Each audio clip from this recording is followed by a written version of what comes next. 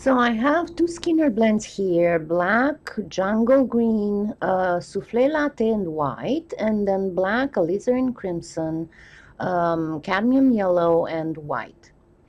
And here I have my Skinner blends done, and I will just do a jelly roll out of each of them. After which I am simply plugging them. That is, I'm just making them short and fat and making sure that they are both of the same size. Then watch very carefully the cuts I make. I'm not saying that you have to make the exact same cuts, but there are specific types of cuts that you can make to combine the jelly rolls. And also notice that in none of these canes I'm going to use any kind of line. The roll of line is taken by the edge of the jelly roll itself. Once I did these cuts, so you saw I cut the edges and I put together the edges, and then the middle I just cut a diagonal. I am pretty much triangularizing those middles that I cut in a diagonal, and then I will practically put them together. It's a relatively thought process, but not entirely. It's the whole idea is not to have two colors the same one near the other. So I'm trying to avoid putting together pieces of the same jelly roll or light color near light color and so on. So I am going to make a type of block that can be reduced into a triangle. So I decided to go like this. And once I decided the arrangement of my pieces of jelly roll, all I am doing is to reduce, of course. We are talking canes here. Always when I do a triangular piece, I am using that small acrylic block to help me keep the triangle, because generally speaking, whenever you're trying to reduce a triangle, because of the way your fingers squeeze the cane, there will be the tendency to have a slight curve, a little dip on the side of the triangle, so that the edges are more raised. So that's why I'm using that acrylic block. Once I reduced the cane enough that it can be cut, I will be cutting it, of course, just in two. The idea is to get a square. This is not a kaleidoscope cane.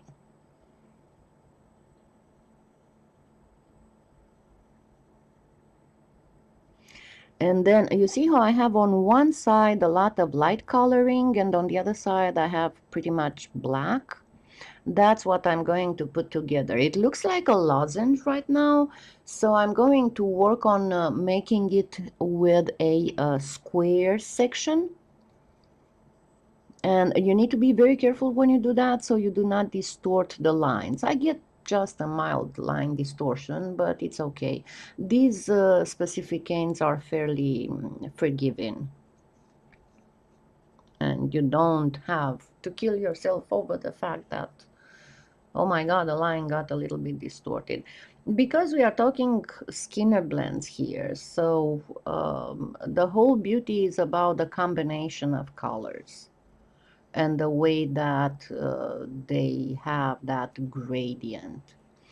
So once I did my square, you see I'm using the square pairs, which are absolutely invaluable as help to keep the square square. And I am cutting about 1/3 of it. I will keep the rest for later, just in case that I want to do something else. Remember, never do your whole cane because you don't know. I mean, once you do it, once you put it together in a specific way, you're done. You cannot do anything else with it but use it. But if you make a little bit more and then you keep the building block of it, then you can use it in different ways. So you'll have a completely different cane. Like I cut a 1/3, I can cut the remaining another again in half and then have 3 different canes. Now you see I've been using the square pairs going on a diminished size until I can cut my piece in 4. So I can put the 4 together to form a 4 radial square cane, square section cane. 4 radial, it's because there are 4 sections that are repeating like almost like slices of a circle, even if this is a square, not a circle, but as repeating pattern from the middle of the cane slice. I always suggest to put them together 2 by 2 first because it's easier to align the back and the front perfectly. And that's my cane. Now just for fun I'm going to reduce it some more. Actually, to tell the truth, I was working on a specific pendant and was working on making a cane to do a bezel with, and then I thought, why not share it with you? And this is how it looks like when it's fully done. Quite cute, huh? Now, the second cane is a little bit more thought. I have sunshine yellow, orange, and black, and then black, jungle green, green, turquoise, and white. And I will do the Skinner blends out of that. But this time I am going to reserve about 1/3 from the left and a quarter from the right that I'm going to jelly roll, while the remaining I'm going to fan fold in a block. Now I'm cutting first the jelly rolls, and you see I did the green, blue and white and black backwards with the darker side inside. I cut the jelly rolls in 4/4 and I am placing them going against each other. Now, if you do this and you want to make a line out of it, the last quarter cut it in half and place it at the ends, and that way you will have a fairly straight block. Then I will be cutting the 2 fan fold blocks. And you see that the blue and green one is a little bit bigger, so I'm going to do first a cut exactly like I did on the black, orange, and yellow one, but then I will reserve the end for another type of line. Now I am kind of switching around the pieces that I cut. And this type of cane, and especially with this specific kind of colors that are complementary in a way, are great for ethnic looking jewelry, be it pendants, be it beads, be it bracelets. Now you see that I have reduced that quarter jelly rolls put together, so I would have half of it with each of the pieces of blocks. But when I'm placing it, notice that I'm placing, like on the left one I placed the blue green towards the middle that's red, and on the other one I will place the red yellow towards the middle that's blue green. Now I'm going to reduce both of these because I want a little bit more interest. It would be easy to just put them together, but I want just a bit more interest for that. And trying to decide what to do with that piece, I think I'm going to just mirror it. and then do it longer, but then you'll see, I decided that it was not that good of an idea to make it too long. But anyway, so I am reducing these two so I can somehow mirror, but not really mirror because they are not identical. I still want to have a game of colors with them. So I am making them longer and of course smaller in section. Then I will cut them in two and then mirror them once with those triangles facing each other and then once with the other part being mirror. And then I'm trying to decide how to put them together. Excuse me. I decided to do the part with the little fringe-like, teeth-like things, ovalize it and have that combination being like a frame around the oval. And then this other side, I will actually flatten it a bit so it can go around the oval. Sorry, it's a lot of allergies around here.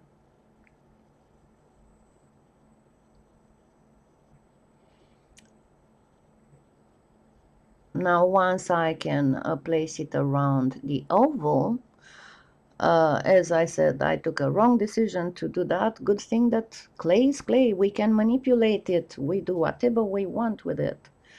I'm going to place it at the tip, and you see I already have a triangle that is pretty much symmetrical, even in shape at least, even if the colors are not are more mirror than symmetrical. So once I have that, of course, I am reducing my triangular cane. And again, be very careful because I told you the tendency will be to press a little bit too hard against the middle of the triangular side. Then once I am done to manageable sizes, I am going to cut it in three. And I will show you a little trick here.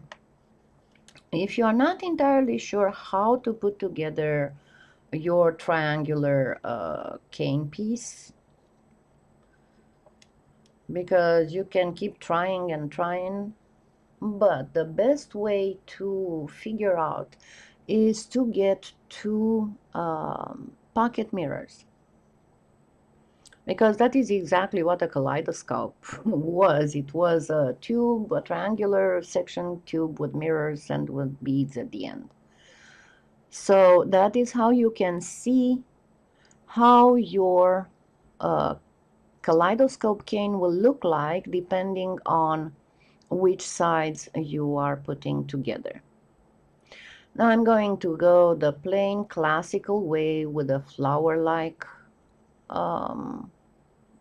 impression in the middle. Make sure that you do a good model on model and design on design on the front as well as the back. After which, of course, I am reducing this part until I can cut it in two and until it's comfortable enough to manipulate when it's not too thin. And then I will just put it together to form a hexagon. And it's up to you if you want to make the hexagon into a round.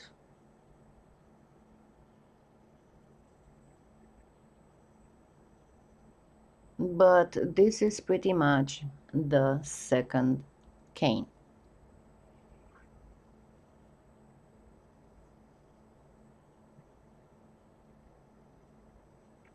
You can change it into a triangle, into a rectangle, into a square. No cane shape is safe. Now, cane number 3 is just a non-radial cane that's completely random. I made just two simple Skinner blends, of which you see I had the blue and white almost double the quantity. So I made both a jelly roll and a fan fold, and of the yellow and the alizarin crimson, I only made a fan fold. Make sure that your fanfold pieces are equal. But again, this is how I'm doing it. What I'm trying to show you is to think outside the box, to see how all kinds of cane shapes can be achieved, and what beautiful designs can be achieved just by cutting jelly rolls and fanfold Skinner blends into various shapes and putting them together. So you see how I put it together pretty randomly, and at this time I'm going to again do it in a triangle, but this time, as I want to make another triangle out of it, not a lozenge or a square, I am going to actually shape it with the right angle. So it will be a right angle triangle. So that once I cut it in two, I can make an bilateral equal triangle. Now it's up to you how you want to arrange it. I decided on putting it together this way. And again, I am reducing it.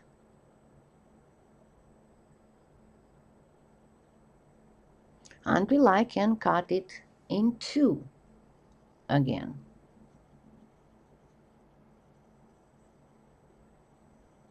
And this time you see I did it almost equilateral, but not completely. And I am switching it again towards a right angle. And the only thing that I do is to turn it around. And now I have a square slice cane. So see, three different canes obtained with Jellyroll Skinner Blend fan folds. Now let's do some earrings.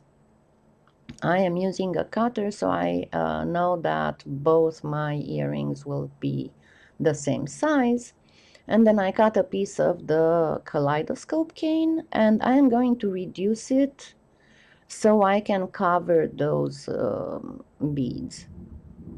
And if you don't know how big it should be, the easiest way is to slightly flatten one of the beads, and that way you'll figure out if the slice of the cane that you have will cover it properly.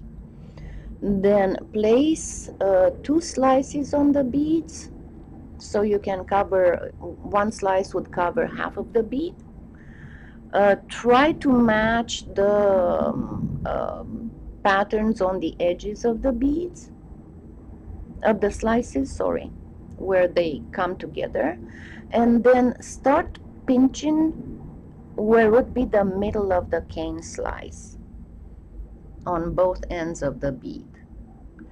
And after you form a relatively pointy end, then start shaping each half of the bead in a pyramid shape. So you'll get a bipyramidal. I don't know, this is not a cone, it's a pyramid. So it's a, I know it has a name, this type of bead, but it just eludes me right now. And make sure that you make them equal to each other, because if you're making earrings, you want them to be the same. Now I have some slices from when I was making the round cane, so I'm going to just put them together to show you how you can make pretty earrings even with cane remnants. Remember, I have shown you many times how you can manipulate even a slice of cane. So I'm going to get this one and kind of press it together, bring in more the edges.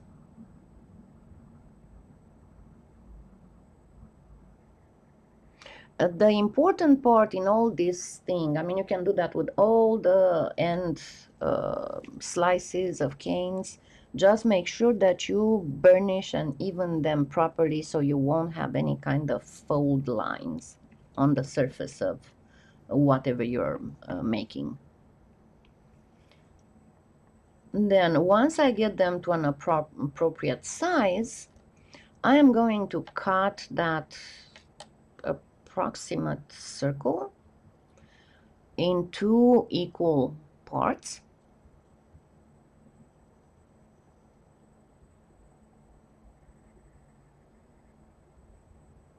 And then I will start manipulating those half circles so that I form a type of lozenge shape.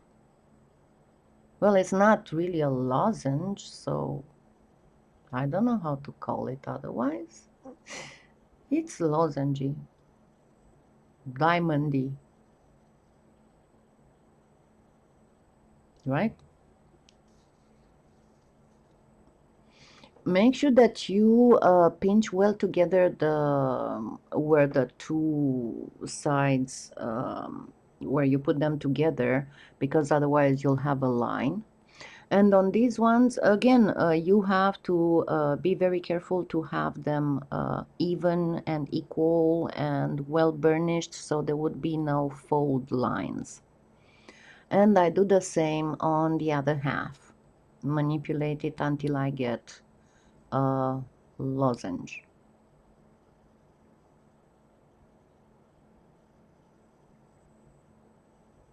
The best way is to start the manipulation on a flat surface, like I have here my glass mat. And again, on this one too, be careful to pinch together well those two ends.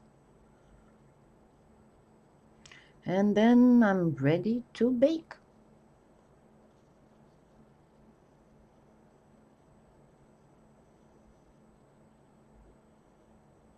Don't forget to slightly sand them, and you don't really need to buff them. Usually this type of cane beads don't need varnishing.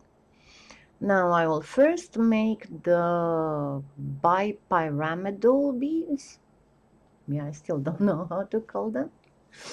And then I am just adding some glass beads, a bigger seed bead and a flat.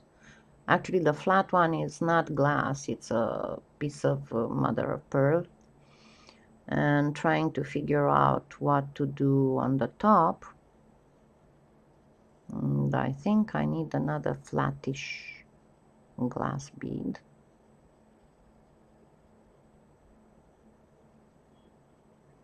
Yes, something like that.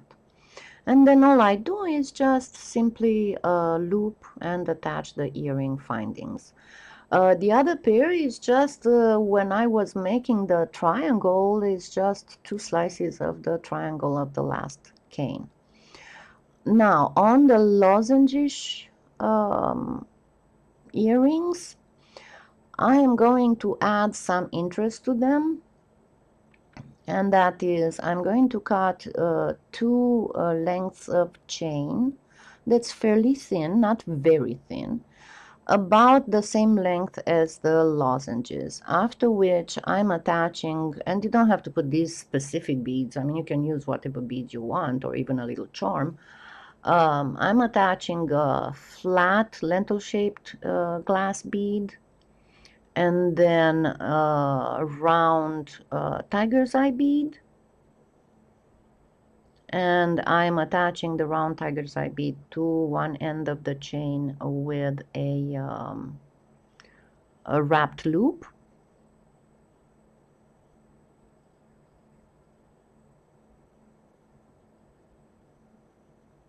And I'm sorry, I just kept bringing stuff very under my nose for some reason. My eyes have been bothering me. I think I just need a new pair of eyeglasses. It's like my eyesight is failing more and more. Uh, Whenever you do the wrapped loop, make sure that you do not leave any wires sticking out that might potentially scratch you or your customer in case you make these earrings for sale. I like to use my tweezer pliers for this to make sure that that end of the wire is well tucked in. After which, just plain attach the other end of the chain to the earring finding, and there you have an interesting pair of earrings. And this is what happened with, those are just 3 ways. I'll show you even more ways. Those are with cane remnants. That's from the third cane and some 16 gauge wire. And these are also from the third cane. So these ones are not ready yet. It's remnants from the third cane with the first cane. Happy claying!